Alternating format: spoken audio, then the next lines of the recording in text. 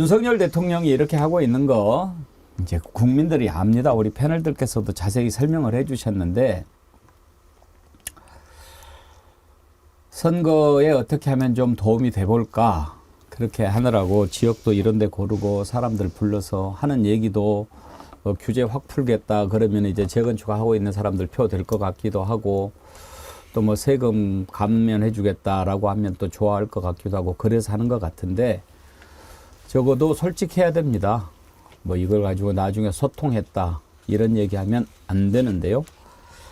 근데 이제 윤석열 대통령은 이렇게 나름대로 하는데 요즘에 좀 주목해야 될 게 하나 있습니다. 한동훈 국민의힘 비대위원장 지금 막 돌아다니고 있지 않습니까? 뭐 부산에 가서는 하룻밤 자기도 하고 또 오늘은 인천에 갔다고 그러죠. 이재명 대표 지역구 계양구를 또 간다고 해요. 돌아다니면서 이런저런 얘기들을 하는데 가만히 들어보면 어제까지인가 한동훈 비대위원장 공식 행사가 38번이었다고 합니다. 그런데 38번 동안 얼마나 말을 많이 했습니까? 그것도 빨리. 그런데 안 나오는 단어가 있습니다. 바로 윤석열입니다. 한동훈 비대위원장 입에서 윤석열 대통령 얘기가 안 나옵니다. 그건 왜 그럴까요? 이제 언론에서는 거리두기 뭐 그런 이야기를 하기도 하는데 글쎄요, 그런 걸까요? 아니면 이야기하면 도움이 안 된다고 생각하는 걸까요? 또 하나는 그 이름을 감히 입에 올리기가 불경스러워서 그런 걸까요? 잘 모르겠어요. 한동훈 위원장 최근 발언 하나 들어보면 왜 그러는지 짐작할 수 있습니다. 특검법 관련해서 물어봤을 때 답변을 들어보시죠. 네, 회의에서 김건희 여사 일가 23억 차익 봤다는 검찰의 의견서가 공개됐다면서 특검법 입장 제고하셔야 된다는 이런 말을 했는데 혹시 어때요? 그거 옛날에 문정권 당시의 의견서 아닌가요? 그럼 그때 왜 안 했어? 그러니까 그 문제는 지금 이 특검법 자체는 그 특검법 그리고 쌍특검법 둘 다죠. 총선용 압법이라는 것이 제가 분명한 입장이고 국민들도 그걸 아실 것 같습니다. 김정욱 교수님. 의원 얘기만 하면 이제 문재인 정권 얘기를 하는데 그건 이제 이골이 났으니까. 그런데 왜 한동훈 위원장 윤석열 대통령 아예 얘기를 안 하는 것 같습니까? 일단 이 사실관계를 확인해 봐야 되는데요. 예. 제가 2022년 검찰 수사 보고서로 제가 알고 있거든요. 근데 또 문재인 정부 때도 검찰 수사 보고서라고 하잖아요. 그러니까 입으로 나오기만 한 거짓말이 쌓여 있어요. 한동훈. 그러니까 순간만 모면하는 거예요. 빠른 시기의 발상으로. 아니 문재인 정부에서 그렇게 했다고 쳐서 나왔으면 그게 뭐가 문제가 있나 검찰에서. 아니 뭐 다른 검찰입니까? 정권 바뀌면 검사가 다 바뀝니까? 아니 그럼 자기 본인이 법무부 장관이면 야, 어떻게 된 거야? 검토해봐야 될 거 아니야. 적어도 국민이 뽑은 대통령의 부인이 저런 하자가 있다 그러면 야, 우리가 살아있는 권력에 맞서서 과감하게 싸워야지라고 얘기하는 게 윤석열의 아바타가 해야 될 얘기 아닙니까? 근데 저렇게 얘기하는 거 보면 좀 화가 나고요. 제가 볼 때는 뭐 잔재주를 많이 쓰는 것 같아요. 어디서 제가 볼 때 누가 컨설턴트의 뭐 얘기를 듣는지 모르겠습니다만 프레임을 이렇게 짜려고 하는 것 같은데요. 저는 그런 생각이 들었어요. 그러니까 그 동네마다요 개 한 마리씩 있거든요. 아무데나 가면 막 개 짖어 소리 지르고 막 싸움 거는 개들이 있어요. 제가 볼 때 한동훈 비대위원장 하는 게 다 그런 것 같아요. 그냥 돌아다닐 때마다 싸우는 거예요. 첫 일성도 이재명 탓, 민주당 탓, 개딸 전체주의 탓 얘기했었고 동네 갈 때마다 무슨 일 있으면 문재인 탓, 여기 가면 이재명 탓. 전 제가 볼 때 비대위원장 계속 말씀드립니다만 비대위가 왜 만들어졌는지에 대한 기본적인 마인드를 정확히 가지셔야 돼요. 비대위가 만들어진 이유는 국민의힘이 국민으로부터 지지를 못 받으니까 뭐가 바뀔 것인가에 대해서 돌아다니면서 경청을 하는 거 아닙니까? 근데 오히려 돌아다니면서 저렇게 공격만 해대고 있으니 제가 볼 땐 그러면서도 윤석열 대통령을 언급하지 않는 이유 중에 하나는 본인 스스로가 그냥 윤석열의 본주 아닙니까? 그 얘기 이상 더 이상 할 수 있는 게 뭐가 있습니까? 근데 이제 자꾸 비교가 된단 말이죠. 정진환 교수님. 그 전에 보면은 김기현 대표 틈만 나면 내가 윤석열 대통령 뭐 가끔 통화도 하고 뭐 좀 팔았잖아요. 근데 여기는 뭐 말 안 해도 나야 뭐 한 라인이니까 그런 차원일까요? 저는 뭐 그 두 가지 다 있다고 보여집니다. 기본적으로는 별도의 대화가 필요 없는 윤석열 대통령을 언급하지 않아도 될 정도의 최측근 중에 측근이다. 내 말이 곧 그럼요. 이미 다 그러니까 서로 양해하에 또는 전략적으로 지금 임하고 있다고 보는 게 맞겠다. 첫 번째로 저는 이 한동훈 비대위원장의 출연은요. 결국 가깝게는 총선 승리 아니겠습니까? 총선 승리를 위해서 한동훈 대 이재명 구도로 완전히 끌고 가겠다라고 하는데 저는 집중하고 있는 거다. 여기 윤석열이 들어올 이유가 없는 거죠. 윤석열 지지율도 낮아요. 또 특검법 문제도 있고 다양한 현안들이 다 걸려 있어요. 그러니까 윤석열 대통령은 여기서 자연스럽게 빠져주는 거죠. 저는 집권 여당의 이른바 선거 전략의 일환으로 한동훈 비대위원장을 전면에 내세웠고 한동훈 비대위원장은 한동훈 대 이재명 구도로 철저하게 끌고 가서 이번 선거를 치르겠다라고 하는 그런 전략의 일환으로 보여진다. 그렇다면 이걸 윤석열 대통령이 당연히 용인할 수밖에 없는 상황일 것이다. 왜? 그건 본인도 살아야 되는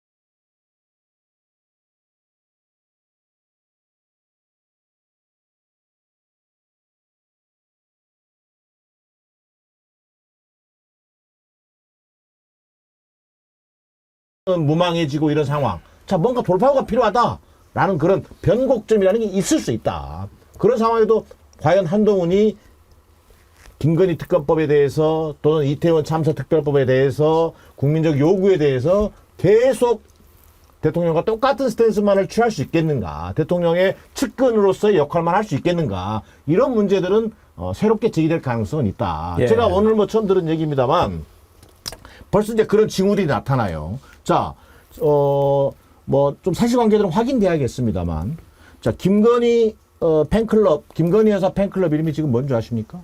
건승코리아입니다. 그래요? 뭐 제가 해석하자면 굳이 건희 승리 코리아 정도 되겠죠. 또는 뭐 파이팅 도 되겠고 건승.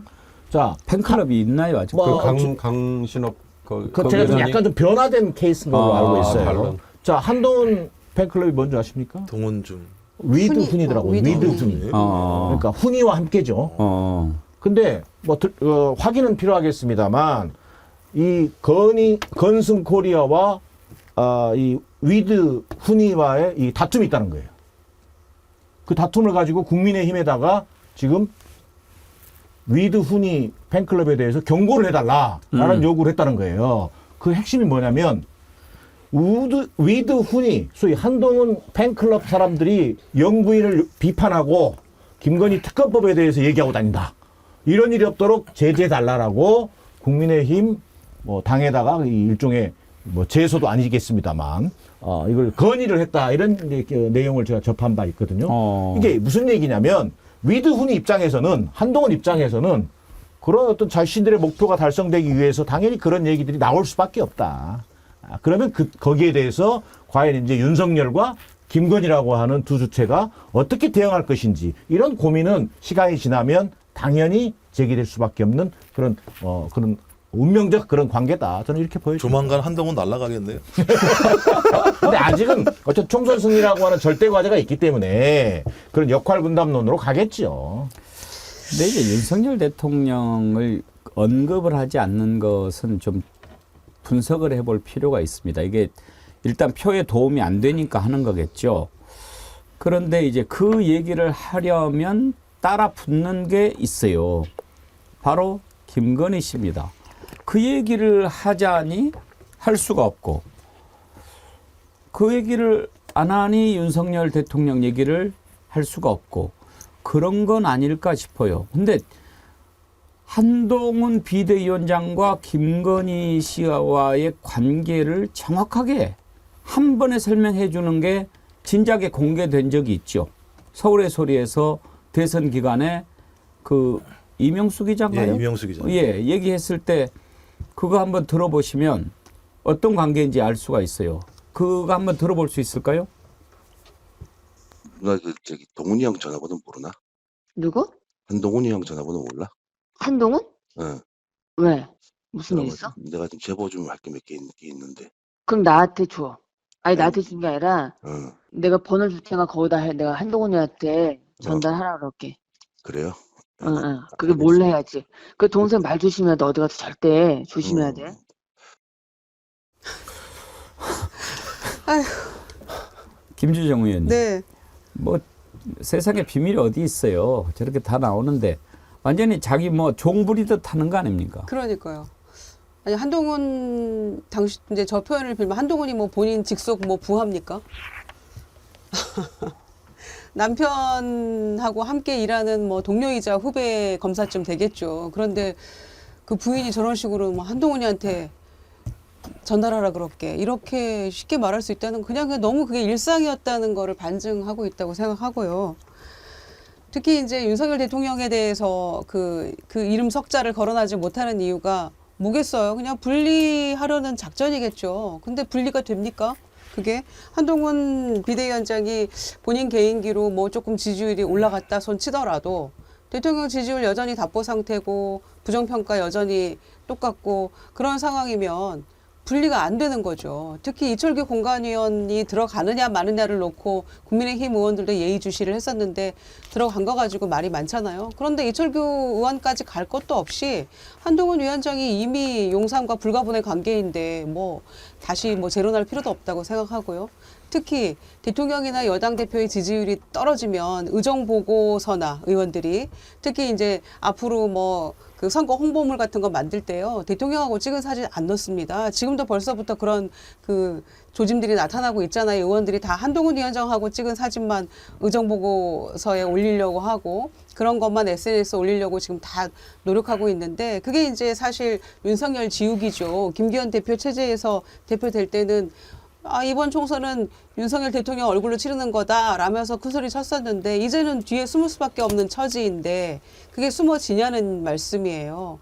전혀 이번 선거는 아무리 한동훈 위원장으로 포장을 해서 가리려고 해도 이거는 정권 심판론이고 윤석열 대통령에 대한 중간 평가일 수밖에 없기 때문에 이거는 그냥 꼼수다. 이렇게 생각합니다. 그 본질을 잊으면 안 되죠. 그때 뭐 한동훈 검사하고 김건희 씨 간에 주고받은 카톡이 뭐 300개가 넘었다 뭐 그런. 그거 제가 얘기하려고 그랬는데 부산고검 차장검사 시절에 검찰총장의 부인과 카톡을 주고받았다는 거잖아요. 나중에 하는 얘기가 상관에 뭐 직접 연락이 안 돼서 부인에게 그걸 보낼 수도 있다. 세상에 그런 조직이 있나요? 검찰은 그렇게 합니까? 그러니까 이런 것들을 좀 상기해 보면 얼마나 우스운 거예요. 이게 무슨 공적인 일, 사적인 일이 뒤섞여 있는 게 너무나 뻔한 거죠. 그러니까 아까 저는 왜 윤석열이라는 이름을 거론하지 않을까? 뭐 정권 심판론, 뭐 윤석열 정부에 대한 평가 이게 두려워서 그렇게 생각하다가 아까 앵커께서 불경스러워 보일까봐라는 얘기를 하셨잖아요. 예. 저는 그게 답이다. 한동훈 입에서는 윤석열이라는 이 세 글자는 불경스러워 보이니까 아예 얘기를 안 하나 보다. 김건희는 하물며 더 할 것 같다. 아하. 그래서 지금 김건희 지난번 네덜란드 갔다 온 이후로 지금 자취를 감췄다고 얘기할 정도로 전혀 등장하지 않는다고 그러잖아요. 근데 못 참고 아마 나올 거다. 뭘 것 같은지 아세요? 올해 첫 대통령의 해외 방문. 아하. 이제 그게 발표될 거예요. 예. 그때 외국은 간다. 그때 대통령 부인이 가는지 안 가는지 한번 두고 보십시오. 이 못 참고 아마 튀어나올 것이다. 그게 4월 10일 총선 뒤로 미뤄진다? 그러면 정말 엄청난 인내와 어마어마한 싸움 끝에 아마 눌러앉힌 셈이 될 거고요. 그렇지 않으면 그 전에 튀어나와서 또 명품 쇼핑하러 다니고 아마 그렇게 될 거다. 이런 우스갯소리를 해요. 얼른 일각에서. 그 속담이 생각이 나네. 뭐가 뭐를 참지 뭐 이런 거 있잖아요. 그러니까요. 참지가 아니고 끊지 아닙니까? 저는 한동훈이라는 이 아바타 윤석열 아바타의 존재에는 아마 한동훈이나 김건희 두 이름은 아마 불경스러워 보여서 거론을 못하는 것 같다. 이게 정말 우스갯소리 같지만 그럴 것 같다는 생각이 불쑥 많이 듭니다. 예, 저도 손바닥에 왕자를 그리고 나왔기 때문에 그럴 수도 있겠다라는 생각을 갖다가 막연하게나 아마 해봅니다. 워낙 비상식이 상식적인 일들이 벌어졌어요. 뭐 예를 들면 제가 이제 죄송합니다만 출마한 지역에 이제 불광동이라는 데가 있는데요. 거기 장희빈이 태어났어요. 387년 전인가요? 장희빈 하나 때문에 우리 그 드라마, 영화의 순위 엄청나게 잘 먹고 살았잖아요. 그래서 300년 먹거리가 만들어지고 있구나 이런 생각을 합니다. 그런데요. 항상 제가 강조하는 것 가운데 하나가 진실은 감출 수가 없다 아닙니까? 다 튀어나오거든요. 이제 이렇게 뭐 증언도 나오고 또 증거 동영상도 다 밝혀질 건 밝혀지고 그렇게 됩니다.